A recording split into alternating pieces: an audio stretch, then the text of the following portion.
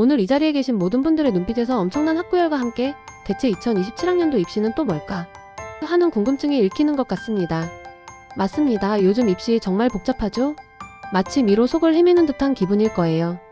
여기 슬라이드만 봐도 벌써 머리가 지끈거린다는 분들 계실 텐데요.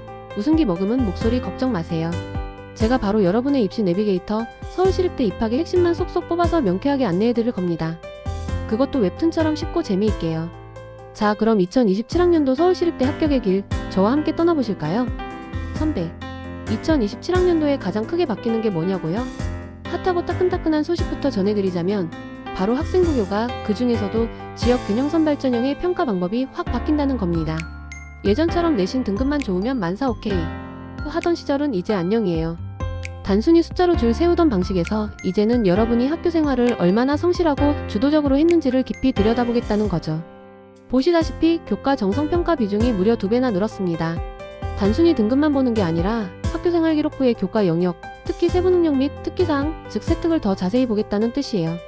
이제 내신 등급은 기본 중의 기본이고요. 수업 시간에 얼마나 적극적으로 참여하고 어떤 프로젝트를 수행했고 또 진로와 관련해서 어떤 노력을 했는지가 합격을 좌우할 핵심 포인트가 될 겁니다.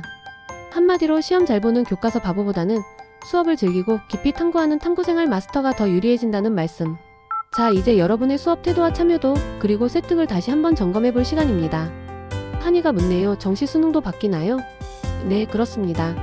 특히 인문계열 친구들은 여기 집중하셔야 해요. 이제 인문계열이 두 갈래 길로 나뉘었습니다.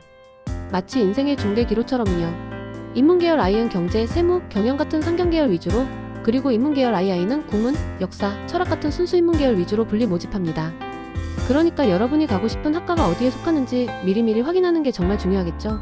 수학 반영 비율이 상경계열은 높고 순수 인문계열은 국어와 탐구 비중이 높아지는 등 계열별로 수능 반영 비율이 확 달라지거든요.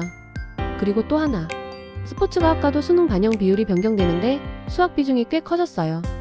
국어 40, 수학 35, 영어 25 혹시 이 학과를 노리고 있다면 수학 공부 더 열심히 해야겠죠. 첨단융합 학부 같은 신설 학과나 인기 학과들은 모집군 이동이 있을 수 있으니 지원 전에 반드시 최종 모집 요강을 확인하는 센스 잊지 마세요. 지원 학과가 어디에 있더라? 하고 헤매다가는 큰일 납니다. 자, 그럼 수시부터 좀 더 자세히 들여다볼까요? 먼저 학생부교과 지역균형선 발전형 레시피입니다. 이 전형은 교과 성적 80%에 앞서 말씀드린 교과 정성평가 20%를 더하는 방식이에요. 학교장 추천이 필요한데 학교별로 20명 이내로 추천할 수 있습니다. 졸업생도 지원 가능하니 재수생, 삼수생 친구들도 희망을 놓지 마세요. 중요한 건 바로 이 교과 정성평가 20%입니다. 이게 단순한 교과 성적줄 세우기가 아니라 학교생활 기록 후의 교과 영역, 특히 진로 선택 과목의 성취도나 세특 내용을 중심으로 여러분의 학업 역량을 평가하겠다는 의미거든요. 그러니까 나는 내신 등급은 꽤 잘 봤는데 정성평가는 또 뭐야? 하는 분들 걱정하지 마세요. 꾸준히 수업에 참여하고 궁금한 건 찾아보고 발표나 토론에 적극적으로 임하는 모습을 세특에 잘 녹여냈다면 이미 절반은 성공입니다.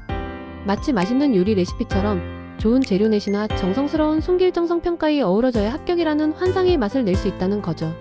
아, 물론 학교장 추천 20명 안에 드는 건 또 다른 미션입니다만. 웃음. 그런데 내신이 아무리 좋아도 수능을 망치면 어떡하냐고요? 아, 걱정 마세요. 이 전형 수능 최저학력 기준이 있습니다. 합격의 문을 열기 위한 마지막 관문 같은 거죠.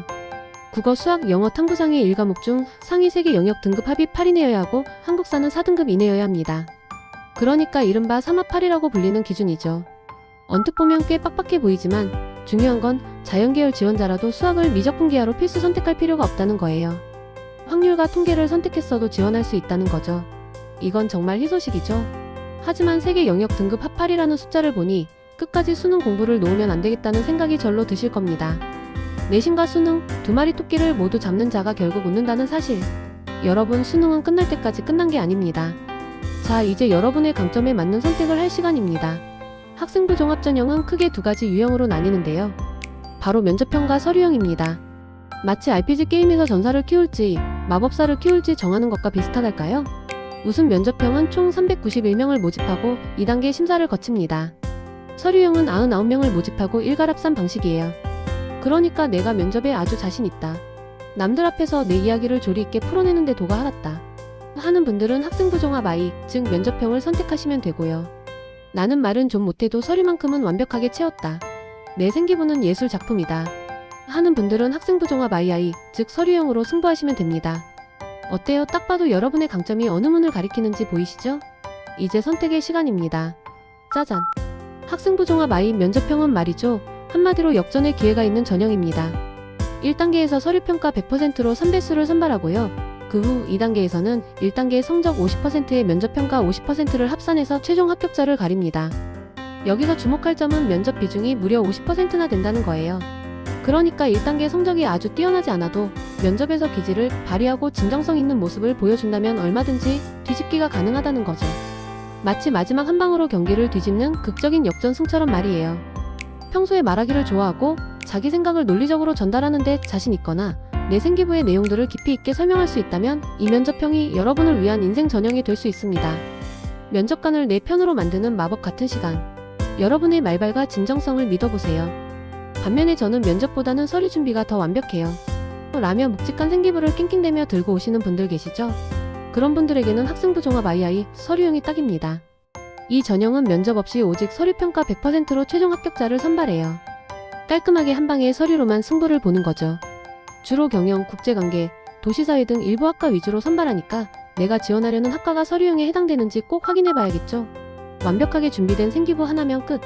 면접이라는 부담감 없이 오직 여러분의 학교생활 기록만으로 평가받을 수 있는 기회입니다. 참고로 기회균형 전형 I가 사회공헌 통합 전형도 학생부 종합 I 면접형과 동일한 방식으로 진행됩니다. 그러니까 1단계 서류 100%, 그리고 2단계 서류 50%와 면접 50%로 평가한다는 거죠. 지원 자격이 되시는 분들은 이런 숨겨진 기회도 놓치지 마시고 꼭 확인해보세요. 그런데 말이죠. 종합전형도 수능 최저를 맞춰야 하나요? 이 질문 정말 많이 받습니다. 정답은 아니요. 서울시립대 학생부 종합전형은 I형이든 II형이든 심지어 기회균형이나 사회공헌 통합전형까지도 수능 최저 학력 기준이 없습니다. 대박이죠? 오로지 여러분의 학교생활과 서류, 그리고 면접형의 경우에만 집중하면 된다는 말씀입니다. 아싸, 수능 부담 하나 덜었다 하고 소리 지르시는 분들 계실 텐데요.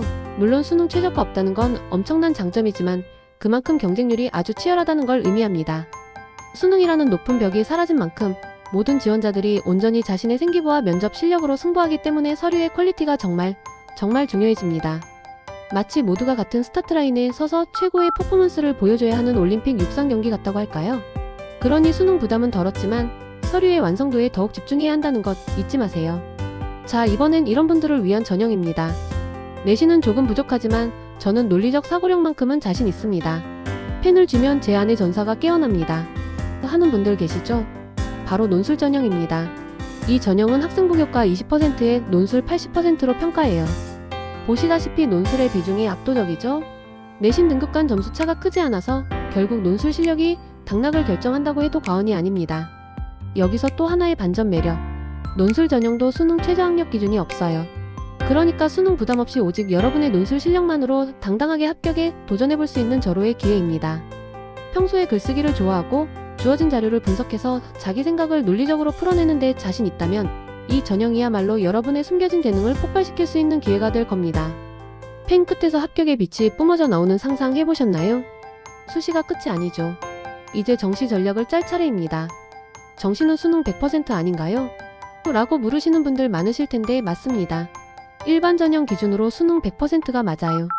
하지만 여기에 아주 중요한 함정이 숨어 있습니다. 바로 계열별로 수능 반영 비율이 천차만별이라는 사실. 여기서 합격과 불합격이 갈리는 아주 중요한 승부가 펼쳐집니다. 인문 I, 인문 II, 그리고 자연계열까지 각 계열의 수능 반영 비율을 정확히 파악해야만 여러분에게 가장 유리한 전략을 짤 수 있습니다. 대학 하는 소리가 여기까지 들리는 것 같네요. 하지만 걱정 마세요. 제가 복잡한 숫자의 미로를 헤쳐나갈 수 있는 길을 알려드릴게요.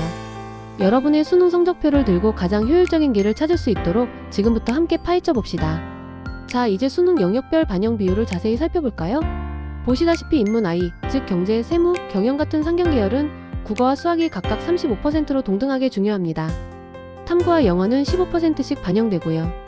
반면에 인문 II, 국문, 역사, 철학 같은 순수 인문 계열은 국어가 35%로 가장 중요하고 탐구가 20%, 수학이 25%, 영어가 20%로 반영됩니다. 숫자들이 보이시죠? 이 숫자들이 여러분의 합격 전략을 말해주고 있습니다. 수학에 강점이 있는 친구들은 인문 I 계열이 유리할 거고 반대로 국어와 영어, 탐구 영역이 튼튼한 친구들은 인문 II 계열에서 더 높은 승산이 있겠죠? 저는 수학 점수가 좀 더 잘 나오는데 인문 I를 노려볼까요? 라거나 국어랑 탐구가 효자 과목인데 인문 II가 딱이네요. 하는 생각이 드신다면 여러분은 이미 절반의 전략을 세우신 겁니다. 이제 남은 건 그 전략을 실행에 옮기는 것뿐. 그럼 자연계열은 어떨까요? 여기 슬라이드를 보시면 자연계열은 수학 비중이 무려 40%로 절대적입니다. 수학이 왕이다 라고 외치는 것 같죠? 국어도 30%로 중요하고 과탐이 20%, 영어가 10%를 차지합니다. 특히 과탐은 두 과목의 변환 표준 점수를 반영한다는 점 잊지 마세요. 영어는 등급 간 점수 차이가 비교적 적은 편이라 사실상 합격의 열쇠는 수학과 국어 고득점에 달려있다고 봐도 무방합니다. 수학 점수 하나로 대학 간다는 말이 괜히 나오는 게 아니죠. 그러니까 서울시립대 자연계열을 목표로 한다면 수학은 정말 끝판왕처럼 정복해야 할 필수 과목입니다. 국어 역시 안정적인 고득점이 뒷받침되어야 하고요. 여러분의 수학 실력이 곧 합격증으로 이어지는 길입니다. 자, 이제 수학 문제집을 다시 펼칠 시간입니다. 자, 이제 제가 여러분에게 맞는 전형이 무엇인지 확실히 감이 오셨으리라 믿습니다. 2027학년도 입시 복잡하게만 보였던 길이 이젠 좀 더 선명하게 보이시죠? 여러분은 충분히 해낼 수 있습니다. 그러니 마지막으로 이 네 가지를 꼭 기억해주세요. 첫째, 학생부교과 정성평가. 학교 생활에 충실하는 것이 곧 합격의 지름길입니다. 둘째, 나에게 맞는 종합전형 선택. 면접에 강하다면 면접형, 서류에 자신 있다면 서류형을 전략적으로 노려보세요. 셋째, 수능 최저가 없는 전형을 활용해서 여러분의 강점을 극대화하세요. 넷째, 정시에서는 계열별 반영 비율에 맞춘 학습 전략을 세우는 것이 중요합니다. 이 모든 과정을 잘 따라온 여러분을 2027학년도 서울시립대학교 캠퍼스에서 자랑스럽게 만나기를 기대합니다. 넌 할 수 있어. 아자아자. 자, 마지막으로 우리 다 같이 한번 토론해볼까요? 학생부교과 전형의 정성평가 확대, 과연 어떻게 생각하시나요? 2027학년도부터 교과 전형에서 정성평가 비중이 10%에서 20%로 늘어났는데 이 변화에 대해 여러분은 어떤 생각을 가지고 계신가요? 찬성하는 입장에서는 단순한 숫자 경쟁을 넘어 학생의 전공에 대한 관심과 수업 참여도를 반영하니 훨씬 더 공정한 선발 아닐까요? 라며 학교생활 자체에 충실한 학생을 뽑을 수 있다고 주장할 수 있습니다. 반면에 반대하는 입장에서는 교과 전형은 정량적인 성적이 핵심인데 정성평가가 늘어나면 기준이 모호해지고 결과를 예측하기 어려워져서 수험생들의 부담이 커질 수 있다고 걱정할 수도 있습니다. 양쪽 모두 일리 있는 주장들이죠. 마치 세상 모든 일에는 양면이 있듯이 말이에요. 이 중요한 변화에 대해 여러분은 어떤 의견을 가지고 계신가요? 지금 바로 여러분의 소중한 생각을 댓글로 나눠보세요. 여러분의 의견 하나하나가 미래 입시 제도의 방향을 정하는 데 중요한 밑거름이 될 수 있습니다.